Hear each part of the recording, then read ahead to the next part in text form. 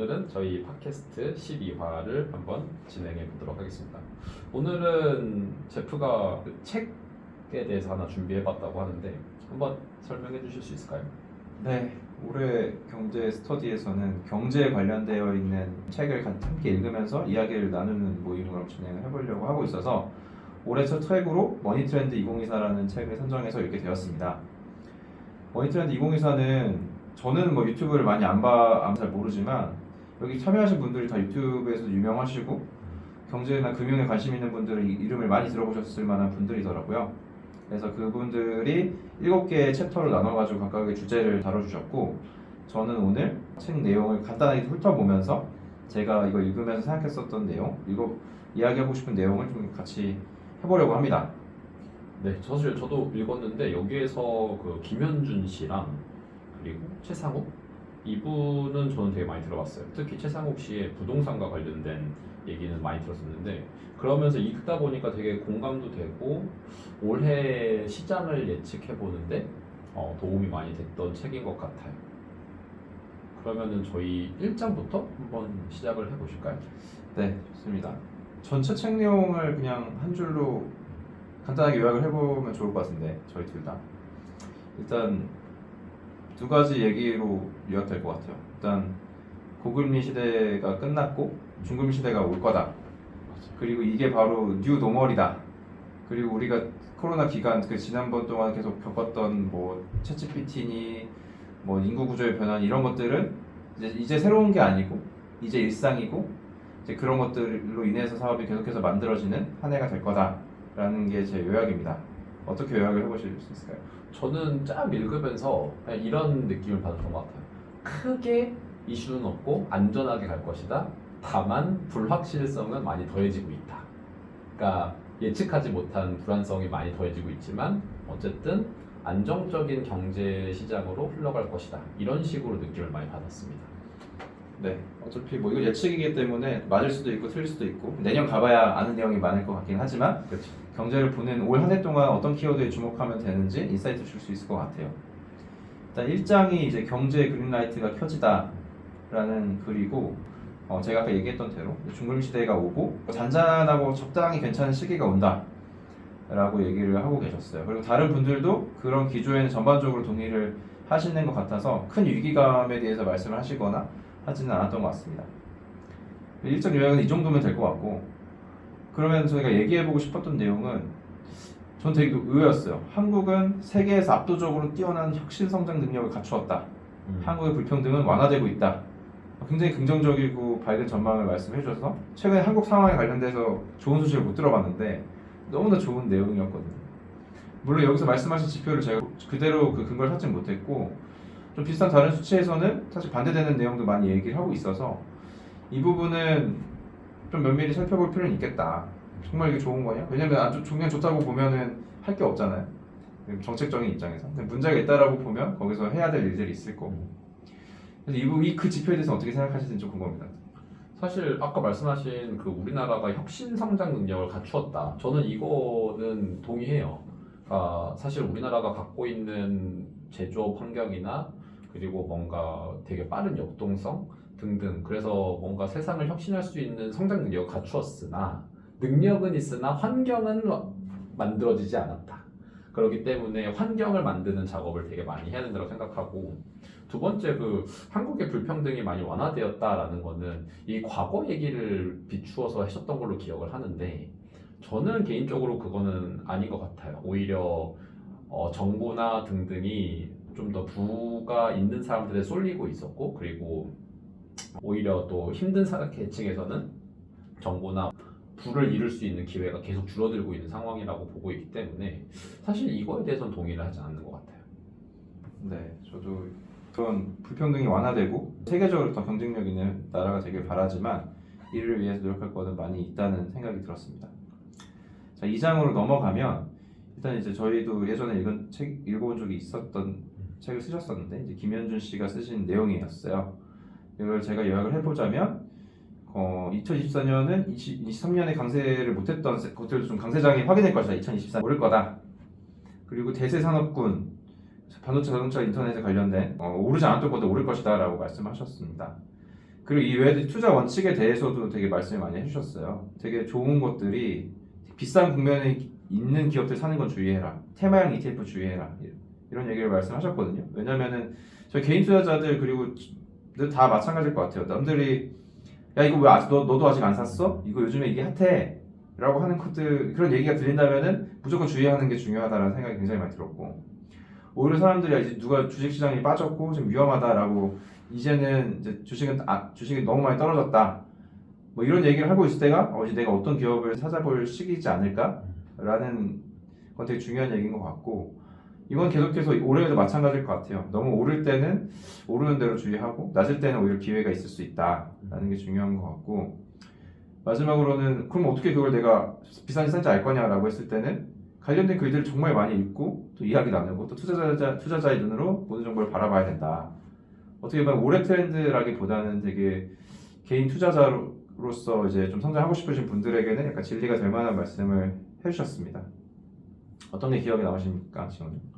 저는 사실 이 김현준 씨가 작성해준 내용에서 트렌드들을 많이 얘기해 주셨잖아요. 뭐 반도체로 갈 거다, 반도체 쪽이 많이 유명할 거고, 뭐 등등 어디가 될 건지에 대해서 많이 얘기를 해주는데 사실 읽으면서 저는 되게 보편적인 얘기를 많이 하고 계신다. 이 책에서 왜냐하면 너무 틀린 얘기하면 안 되니까 머니 트렌드인데 그럴 때 탈탄소 정책 뭐 이런 것들은 당연히 해야 되는 얘기고 그래서 당연히 갈 분야인데 과연 지금 이거를 얘기하신 게 맞았을까? 왜냐면 지금 되게 오히려 꺾이고 있고 그리고 트럼프가 당선될 수도 있다라는 이 시기에 과연 이게 맞는 말일까? 등등에 대해서는 좀 생각을 해봤었고 근데 저는 아니다라고 생각을 했는데 이분이 선택하셨던 유일한 분야가 반려동물이거든요. 그러니까 저는 펫과 관련된 시장이 그렇게 클까? 그리고 이런 회사가 상장이 됐을 때 그렇게 각광받는 회사가 될 수 있을까라고 저는 생각을 했는데 오히려 여기에서는 이런 시장이 더 커질 거다라고 예측을 하신 게 저한테는 조금 되게 하는 포인트로 다가왔던 것 같아요. 진짜? 진짜 그렇게 커질까? 이런 식으로 좀 생각을 많이 하면서 읽었어요. 근데 제프님은 어떻게 생각하셨어요? 반려동물 시장의 사이즈에 대해서는 논란의 여지가 있는 부분도 있는 것 같긴 해요. 분명히. 왜냐면은 이제 반려동물 그러면은 몇 마리 있냐라고 했을 때 그 수치 가지고 굉장히 논란이 됐던 사례가 최근에 있긴 하거든요. 하지만 반려동물 시장이 그러면은 사이즈가 얼마나 되냐라고 했을 때 굉장히 크다, 생각보다 굉장히 크다라는 거는 분명한 사실인 것 같아요. 그리고 이걸 어떤 방향으로 더 성장해 나갈 거냐? 라는 것은 주목해볼 만한 내용인 것 같아요. 뭐 어떤 영역에서 반려동물 되게 많이 키우는 건 알겠는데 많이 키우는 것도 알고 저도 주변에 키우는 분들 보면 반려동물 데리고 갈 데가 너무 없다. 이런 얘기도 굉장히 많이 듣고 또 반려동물 키우지만 또 본인이 직접 못 돌보는 경우가 훨씬 많거든요. 요즘에 뭐 1인 가구로 다 해체되면서 혼자 이제 지내면서 강아지를 키우거나 2인 가구가 키우거나 하게 되면은 강아지 같은 경우에는 산책도 시켜줘야 되고 여러 번 시켜줘야 되고 케어도 많이 해야 돼서 사실은 많이 부족하거든요. 현재의 인프라는. 그래서 저는 성장할 수 있을 거다라는 생각이 들었는데 물론 말씀하신 동의하는 바는 여기에는 뭐 탈탄소 정책이니 뭐 클라우드 소프트웨어 구독 경제, 인공지능, 뭐 탄력적 노동 환경, 에스테틱, 뉴미디어 관련된 내용들이 너무나 새롭진 않은 내용들이고 맞아요. 메가 트렌드를 말씀하시고 계시기 때문에 그런 것 같아요. 근데 어쨌든 올해는 그래도 어떤 부분이 가장 더 성장할 거냐라는 게 많은 분들이 또 궁금했을 것 같거든요. 이거 다 트렌드인 거 알겠는데 그럼 이 중에서 가장 주목해야 되는 건 뭘까? 이 부분에 대해서 짚어주신 건 아니라서 분명 아쉬워하시는 분들은 있을 것 같다는 생각이 드네요. 저는 감히 예측을 해보겠습니다. 올해도 무조건 인공지능이 우선 커나갈 것 같다. AI 분야.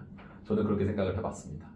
그러니까 읽으면서 사실 다른 분야들도 결국에 인공지능에 올라타야 뭔가 더 갈 수 있지 않을까라는 것들이 좀 많이 느껴졌어요. 뭔가 뭐 소프트웨어에서도 사스형 서비스도 결국에는 인공지능과 결합이 되는 형태로 나올 거고 뭔가 탈탄소도 요새 뭐 전기차 등등 뭐 이렇게 연결되고 있지만 결국에 이게 이제 테슬라에서 하고자 하는 자율주행으로 넘어가면서 더 크게 성장하지 않을까?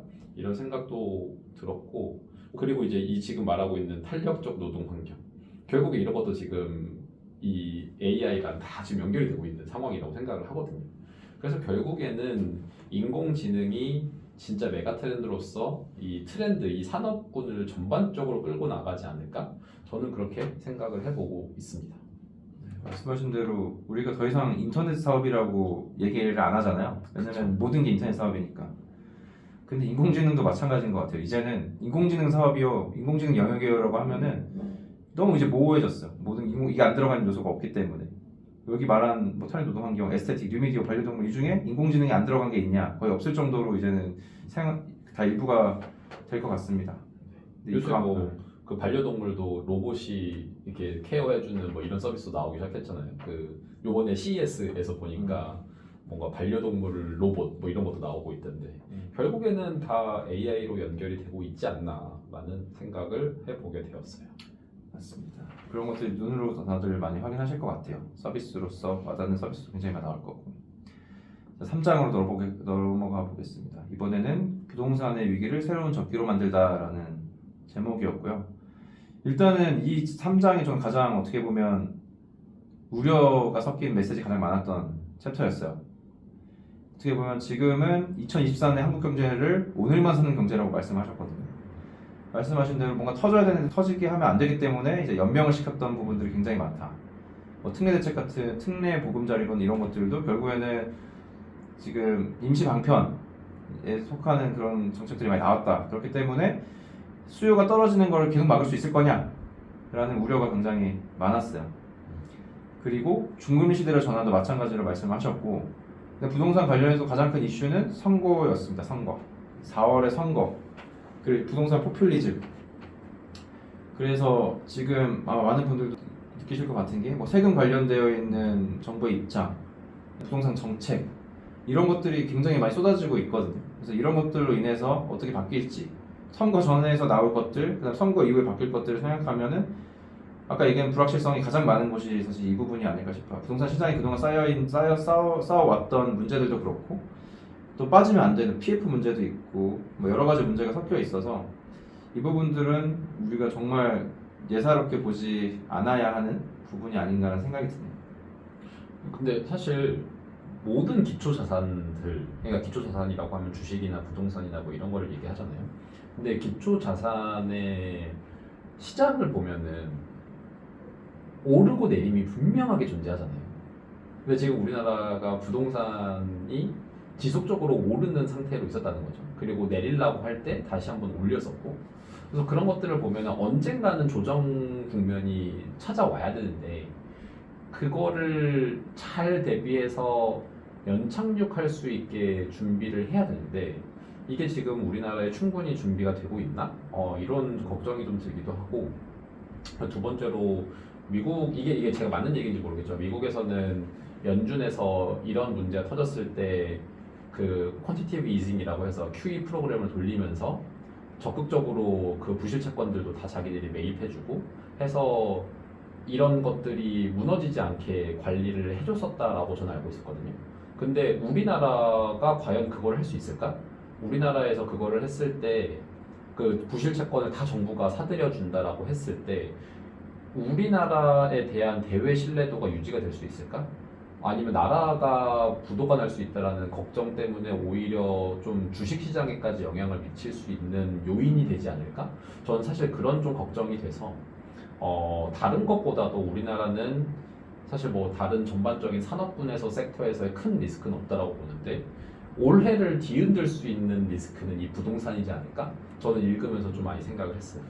맞아요. 걱정이 되는 게 얼마 전 기사에서도 우리나라 세수 펑크의 규모도 수십조 단위로 맞습니다. 나고 있기 때문에 이 상황에서 너네 펀더멘트 자체가 약한데 이걸 다른 곳까지 더 떠안을 수 있냐 라고 하는 의심은 분명히 많이 있을 것 같고 저도 당연히 안 터졌으면 좋겠다. 큰 문제가 안 터지고 잘 해결했으면 좋겠다는 생각이 있지만 사실 현실적으로 쉽게 넘어가기는 어렵다 라는 생각이 정말 듭니다. 걱정되는 부분이네요. 부동산은 가장. 그러니까 올해 우리나라의 제일 큰 경제 내란이지 않을까. 맞아요.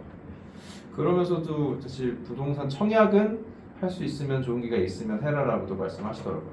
사실 청약은 나쁘지 않다고 저도 생각을 해요. 근데 다만 그러니까 지금 내가 살 집이면은 괜찮은데 그게 아니라 투자의 관점에서 청약을 들어간다라고 하면은 그거는 좀 리스크가 있지 않을까? 그러니까 내가 살 집이고 20년, 30년 뭐 괜찮아요. 이게 연금이랑 비슷하다고 생각을 합니다.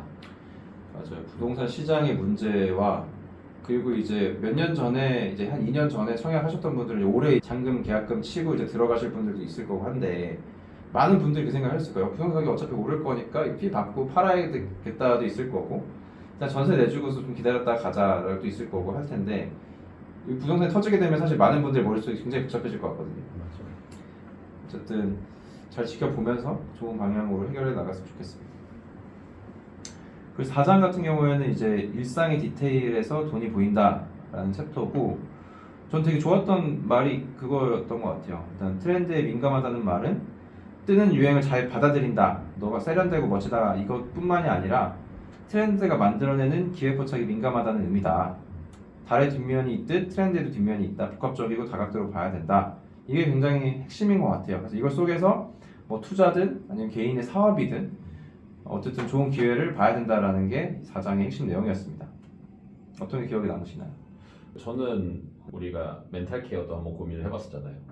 그러면서 멘탈 케어 얘기가 나오길래 이게 확실히 트렌드가 되고는 있구나. 그리고 이게 주변에 사람들이랑 얘기하다 보면 참 마음이 아픈 사람들이 많은데 이게 적극적인 산업의 맨 앞군으로 이제 다 나아가려고 노력을 하고 있구나라는 게 사실 이 책을 보면서 다시 한번 느꼈던 것 같아요. 그러니까 옛날에는 뭔가 상담을 받으러 가고 이러는 거 되게 터부시했다라고 하면은 요새는 그게 아니라 내가 문제가 있는 거 적극적으로 상담도 하고 해결하려고 하는 것 이런 게 적극적으로 이제 시장화되고 있다는 게 저는 좀 유의미하지 않았나라고 생각을 했고 그 다음에는 이제 사실 조금 반대 의견이 있었던 게 이제 사교육 시장 결국에는 더 커질 거다라고 말씀을 하시는데 이 책에서는 저는 오히려 우리나라의 사교육 시장이 완전 뒤바뀌지 않을까? 몇 년 안에? 저는 그렇게 생각을 하거든요. 그러니까 기존의 교육으로서 나의 부레벨을 바꿀 수 있다는 그런 사교육의 시장은 무너지고 정말 나의 창의력을 키우고 아이가 자기가 미래에 할 수 있는 걸 찾아가는 그러한 사교육 시장이 조금 더 커지지 않을까? 저는 그렇게 생각을 하고는 있습니다. 네, 여기서 말씀하신 대로 언급됐던 산업의 영역이 멘탈 케어, 모듈러 주택 시장, 그 다음에 넥스트 앞으로 어디가 될 거냐, 쇼 컨텐츠, 중고 시장, 중고 프리미엄 시장, 그리고 사교육 시장이었어요. 물론 이 부분에 대해서 메가 트렌드와 트렌드의 차이가 분명히 있겠지만 이 트렌드는 아닌 것 같은데 라고 생각했던 부분은 사교육 시장, 중고 시장은 사실 유념해야 될 필요가 있습니다. 일단 사교육 시장 같은 경우에는 유아의 숫자가 급락을 하거든요. 정말 빠른 속도로 줄어들고 있고 그래도 쓰는 사람은 쓴다라고 하지만 그것도 저는 코로나 시대 그 유동성의 시대의 여파가 분명히 있다는 생각이 들어요. 그리고 또 명품도 마찬가지인데 이건 제 개인적인 생각이긴 합니다만 명품 시장이 굉장히 핫했습니다. 코로나 시대 때 그 중고 명품도 같이 핫했죠. 그리고 그 물건들이 다 중고 시장에 나왔어요. 이제 현금 환급을 해야 되고 그래서 굉장히 중고 시장으로도 물건이 많이 풀렸고 실제로 그 중고 매매가도 좀 많이 떨어진 걸로 알고 있는데 그러면 이게 중고 시장이 핫하다라고 봐야 되냐? 아닐 수도 있을 것 같습니다. 그리고 유아용품도 이제 되게 고급 뭐 유아용품들 비싼 유아용품들도 코로나 시대 때 굉장히 많이 호황을 했었지만 코로나 이후에는 그 매출이 저도 많이 줄어든 걸로 알고 있거든요. 그래서 이 부분은 좀 조심스럽게 볼 필요가 분명히 있을 것 같아요. 그리고 멘탈 케어 같은 경우에는 분명히 찾아가는 사람들이 많이 늘고 있는 거는 사실인 것 같아요. 여전히 사이즈가 많이 작긴 하지만. 근데 사실 저는 멘탈 케어는 생각을 해보면 미국도 그렇고 되게 큰 시장이잖아요. 그렇기 때문에 이거는 정말 나중에 메가 트렌드화가 될 수 있지 않을까라고 생각하는 포인트이기는 합니다. 저는 제가 잘 모르겠는 영역은 사실 모듈러 주택 시장이었어요. 저도 되게 놀라웠어요. 이게 왜 여기 들어왔을까 이런 생각을 했습니다. 맞아요. 저는 잘 모르겠거든요. 저는 집 한 채가 없어가지고 고민인데 이건 모듈러 주택이라는 거는 두 번째 집을 말하는 거더라고요. 주로 투자용 집도 아니고 물론 대기업들이 그런 시장을 많이 타겟을 한다라고 하셔가지고 이게 좀 크고 있구나는 알겠지만 제가 생각한 트렌드의 범주라기보다는 약간 틈새 시장이지 않을까라는 생각이 들기는 했어요. 사실 저는 이제 앞으로의 부동산 트렌드는 이거는 정말 그냥 저만의 생각인데 정말 집에 나의 개성을 녹일 수 있는 그런 공간을 점점 더 추구할 거라고 저는 생각을 하거든요.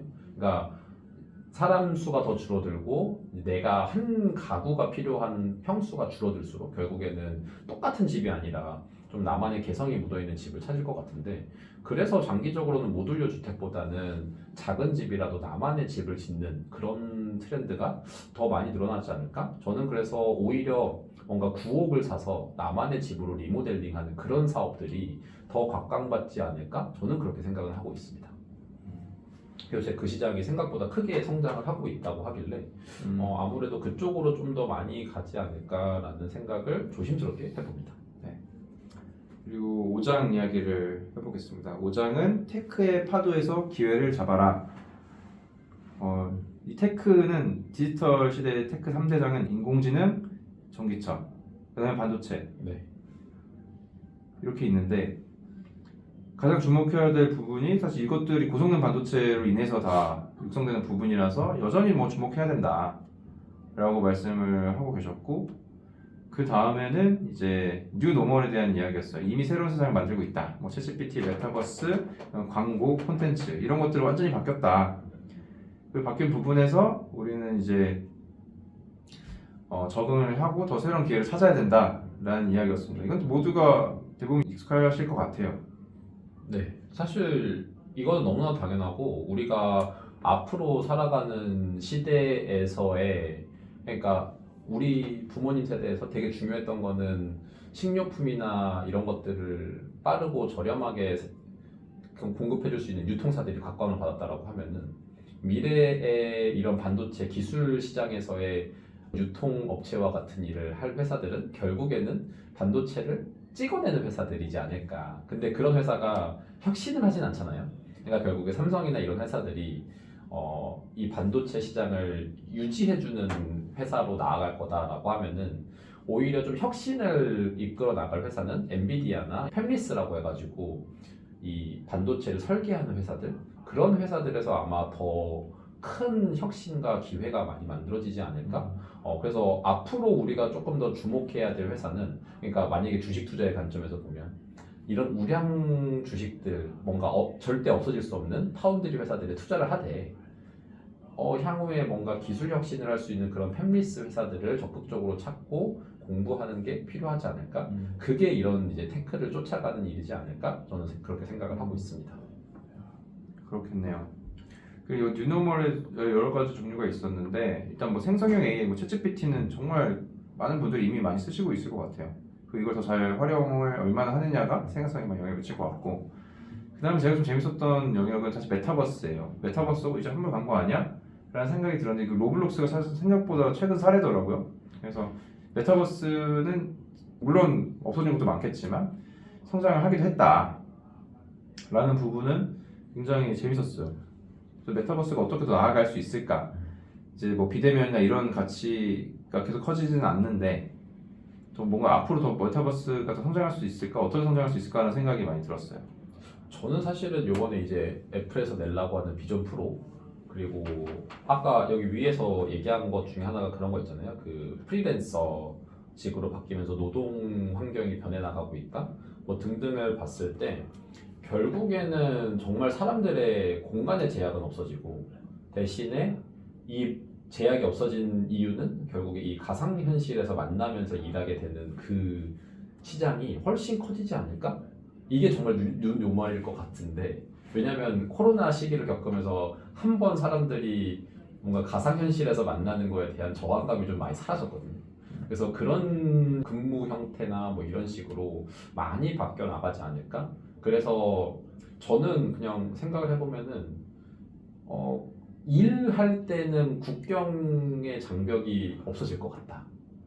그런 생각이 좀 많이 듭니다. 그리고 그런 식으로 사람들이 가상현실에서 만나서 일을 하고 교류하는 형태로 많이 발전해 나가지 않을까? 예전에는 그게 게임의 형태였다라고 하면은 이제는 내가 뭔가 비전 프로를 쓰면은 그냥 그 공간에서 만나는 형태로 바뀌어 나가지 않을까라고 생각을 해보는데 근데 이게 아직 뭔가 큰 흐름이 나오진 않았지만 어디선가 이것도 변곡점이 나오지 않을까? 그렇게 생각은 해봤습니다. 예전에는 저는 이 AR, VR 이거 되게 다 무시했었는데 이게 무슨 기술이냐, 되겠냐 이런 생각을 했는데 사실 AI가 나오면서부터 저는 나는 참 작은 존재구나 이런 생각을 많이 하게 되는 것 같아요. 맞아요. 그리고 말씀하신 대로 애플의 비전 프로 같은 게 애플이 항상 뭔가 새로운 기술의 도입에 있어서 놀라운 모습을 많이 보여줬기 때문에 맞아요. 증강현실, 가상현실 분야에서 애플이 어떤 모습을 보여줄지 굉장히 엄청 비싸긴 하지만 그 제품이 어떤 사람들의 가치를 전달하게 될지 굉장히 주목해 볼 만한 내용일 것 같습니다.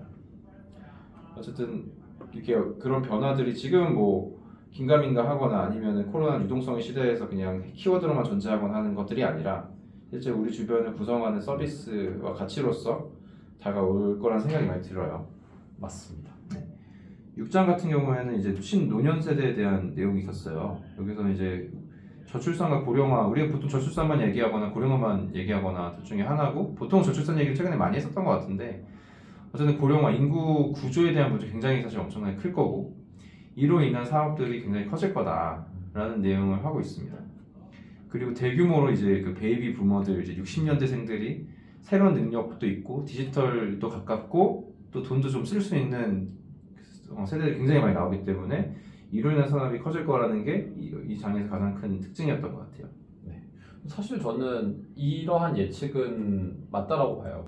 소비력을 갖춘 노후 세대들, 신노년 세대들이 나올 거다라는 거는 오케이. 근데 저는 저출산으로 인해서 나라 경제가 무너질 수 있다 이런 예측에 대해서는 저는 조금 아니다라고 생각을 하는 게 조금 과장된 면이 있지 않을까라는 생각을 좀 많이 해봤어요. 그러니까 그거에 맞춰서 분명히 산업 구조도 변화할 거고 이 사람이 줄어든 거에 맞춰서 새로운 대안들은 분명히 나올 건데 유일한 걱정이 그거지 않을까. 사람이 줄어서 노동 인구가 감소해가지고 지금 세대가 미래 세대를 예전 세대들 뭐 먹여 살리고 이렇게 하는데 지금 세대들이 나중에 미래 세대로부터 책임을 못 받을까봐 그런 걱정이 조금 쌓여 있는 것 같은데 그러니까 그게 대표적으로 이제 쌓여 있는 게 국민연금인 거죠. 근데 사실 뭐 국민연금은 돈 못 주면은 결국에 국가가 세수로서 부담을 해야 되는 게 법적으로 되어 있으니까 그런 거는 크게 걱정할 건 아닌 것 같고 저는 이런 인구 구조가 바뀐다 하더라도 우리나라의 혁신력과 능력은 계속 유지가 될 거다. 근데 다만 이제 그로 인해서 바뀌는 것들이 분명히 존재할 거지 그렇게까지 걱정할 필요는 없지 않을까? 다만 우리가 정말로 이 시장 그러니까 뭔가 소비력을 갖추고 나오는 노년 세대들을 위한 시장은 적극적으로 뭔가 대응할 필요는 있지 않나? 거기에 또 시장의 기회가 있지 않나? 그거는 동의합니다. 네, 뭐 예전만큼 노인 미혼율이 많이 낮아졌다고는 해요. 뭐 연금제도 개혁이나 이런 걸 통해서. 하지만 여전히 가난한 사실 노인들 많이 있을 거고 이를 통해서 사실 국가에서 해야 될 일이 많을 것 같고요. 그리고 저희 세대, 그러니까 지금 저희는 20대도 아니고 10대 이제 중반인데 연금 소득만으로 살기 어려우니 개인의 자산 포트폴리오 구성을 더 적극적으로 해야 된다. 지금 30대 돈 벌고 있는 20대도 마찬가지고 그래서 여기에 굉장히 많은 활동이 필요하다는 생각이 많이 들었습니다. 이게 결국에는 미래에는 좀 더 큰 부담으로 올 수 있는 세대이기 때문에 그런 거 준비해야 된다라는 생각이 많이 들었고요. 그 7장에서는 이제 우리 사회에 대한 이야기를 했어요. 돈과 관련돼서. 얼마 전에 여기서 언급되진 않았지만 뭐 당신의 인생에서 가장 중요한 것이 무엇입니까? 라고 했을 때 우리나라가 유일하게 가족이 아니라 돈을 이야기했다고 얘기를 하거든요. 그래서 그런 돈과 관련된 내용이었어요. 여기 7장에서도 보면 뭐 거지방, 뭐 결혼, 돈 때문에 결혼을 못한다, 뭐 집이 없어서 못한다 이런 것들도 마찬가지고 취업을 못하는 20대, 30대 취업을 안 해버리는 20대, 30대 많아지고 있고 이로 인해서 여러 가지 범죄도 많이 생기고 사회적인 문제가 될 수 있고 그리고 여기에서 관련해서 불행산업이라고 하는 것도 언급을 하더라고요. 고독사와 관련된 특수청소사업 정말 암울하고 좀 무서운 영역이긴 한데 지금 돈에 대해서 어떻게 보면 좀 암울한 돈의 미래로 인한 사회 문제, 사회적 현상을 이야기하는 챕터였습니다. 이 부분 조금 무섭기도 하고 슬프기도 했던 내용들이 있었던 것 같아요. 근데 저는 이게 지금 이러한 현상들이 나오는 게 결국에 우리나라의 전반적인 문화 열심히 뭔가 그러니까 근면성실해야 된다라는 그러한 것들의 깨짐의 형태로서 지금 이러한 트렌드들이 좀 나오고 있지 않을까라고 생각을 하거든요. 그러니까 해외에서는 제일 중요한 게 돈이 아닌데 우리나라에서 돈이 제일 중요한 가치가 되는 이런 것들이 깨지기 위해서는 지금 이 시점들을 지나가야 되지 않을까? 취직을 안 하고 이런 사람들이 사실은 잘못된 건 아니잖아요. 우리나라 사회에서 잘못되었다, 취직을 안 한 건 뭔가 잘못되었다라고 인식을 하는데 그러한 식으로 지금 넘어가고 있는 과도기지 않을까? 그래서 이런 트렌드들이 나오지 않을까? 그러니까 뭐 돈이 없으면은 결혼을 안 한다, 그러니까 뭐 집이 없으면은 결혼을 안 한다, 뭐 이런 얘기가 나오는데 그거는 좀 잘못된 해석인 것 같고, 그러니까 사람들이 지금의 이 우리나라의 시스템, 이 패러다임을 거부하고 있는 현상이지 않을까라는 생각을 좀 해봤습니다. 그러니까 더 이상 이 패러다임을 받아들이지 않겠다. 우리는 새로운 패러다임을 만들어 나가고 싶다라는 게 이러한 형태로 나오는 건 아닐지, 그런 생각을 해봤습니다. 사람들이 왜 결혼을 안 할까? 왜 거짓말은 왜 생겼을까? 이런 거에 대한 해석은 정말 다양할 것 같고 원인도 그렇죠. 정말 수없이 많이 다양한 해석이 될 것 같습니다. 그 마지막 이제 부록에서는 부자가 되는 마인드를 또 정리해 주셨어요. 일단 요약을 해드리면 1. 너만의 분야를 찾아라. 2. 그 다음에 몸값을 키워라. 그러니까 너가 일을 하고 있다면 그 일을 통해서 내 몸값을 키우라는 거죠. 그렇죠. 그리고 노동소득을 높이는 게 결국엔 투자도 잘할 수 있다. 왜냐면 당연히 시드머니가 많아질 테니 투자를 잘할 수 있을 때 시드머니 많은 사람이 훨씬 유리하겠죠. 그 세 번째는 혁신과 친해져라. 그러니까 디지털 기계와 그 시스템, 뭐 서비스 이런 거에 많이 친해져 있어라 라는 얘기를 했고, 4번은 내가 가진 무게를 극대화하라. 내가 뭐 잘하는 거를 더 잘할 수 있게끔, 돈을 벌 수 있게끔 해라 라고 얘기를 하고, 마지막으로는 잘 살려면 멈추는 때를 알아야 한다 라고 이제 마무리가 됩니다. 아마 7장의 내용이랑 연결을 해보자면, 내가 굳이 직업에서 뭔가 인정받고 싶은 생각이 없는데 가 잘못된 생각일 수 있다는 얘기인 거죠.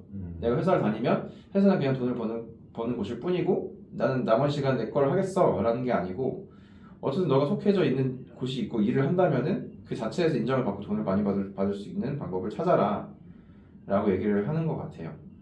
근데 이 부분이 어떻게 보면 가장 어려운 부분이지 않을까. 그렇죠. 저는 많은 분들이 그런 기대를 안 하고 있는 게 현실인 것 같거든요. 회사는 그냥 회사인 거고 나는 회사 말고 다른 거에서 내 뜻을 찾겠어. 저도 최근에 친구들을 만나면 많은 친구들이 그런 얘기를 하거든요. 너무 열심히 할 필요가 없다. 이런 얘기를 되게 많이 하고 있는 상황이라서 사실 그 마인드는 부자가 되는 마인드가 또 아니란 말이죠. 맞아요. 그래서 그런 괴리감이 있는데 이런 것들은 어떻게 해소할 수 있을까라는 생각이 좀 들긴 했어요. 그 레토릭 같은 얘기를 하신 건데, 우리나라가, 제가 부정적인 거일 수도 있는데 나의 노동 가치를 높이는 행위를 하는 게 가능한가? 그러니까 내가 정말 노력을 해서 뭔가 어떤 효과를 내면은 막 내 연봉이 인상이 막 100%, 200%씩 올라갈 수 있는 이런 나라인가?에 대해서는 사실 아니거든요. 열심히 일하면은 그만큼 더 그 사람을 저렴한 가격에 부려먹으려고 하는 게 우리나라의 문화라고 생각을 하는데, 몰라요. 제가 너무 부정적으로 생각할 수 있지만 근데 우리나라 현실에서는 안 맞는 얘기지 않았을까라는 생각은 해봤습니다. 그래서 이 분야에 대해서는 여러 사람들의 우리나라는 아닌 것 같은데 우리 회사는 아닌데 뭐 이런 얘기 충분히 할 수도 있겠다는 생각이 분명히 들었어요. 하지만 이상적으로 봤을 때는 내가 일해서 인정받아서 돈도 많이 벌고 그걸로 인해서 투자도 잘할 수 있게 되고, 뭐 결론적으로 회사를 떠나는 결정을 하더라도 그 방이 좋다라는 거는 이상적으로 맞을 수 있겠다라는 생각이 들었습니다.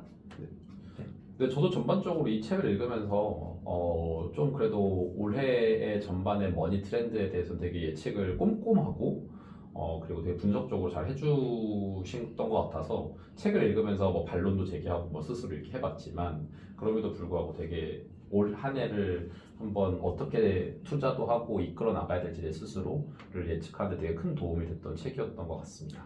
네, 저도 좋았던 것 같고, 근데 그 여기서 얘기했던 뭐 총선의 이슈 이런 것들, 부동산의 이슈 이런 것들이 어떻게 터질지를 그 4월 그다음 오늘 상반기가 지나갈 때쯤에는 또 가셔야 되는 부분이 많을 것 같아서 2024 다시 상반기 트렌드와 2024 다시 하반기 트렌드는 많이 다를 수 있지 않을까 해석이. 그렇죠. 이 내용을 한번 올해 초 해봤으니까 한 6월이나 7월 정도에 이때 전망이나 예측에 대해서 다시 한번 얘기해 보면 정말 좋을 것 같다는 생각이 듭니다. 그렇죠. 오늘의 내용 바탕으로 네. 그때 복기를 해보면 네. 또 재밌는 컨텐츠가 나올 수 있을 것 같습니다. 네.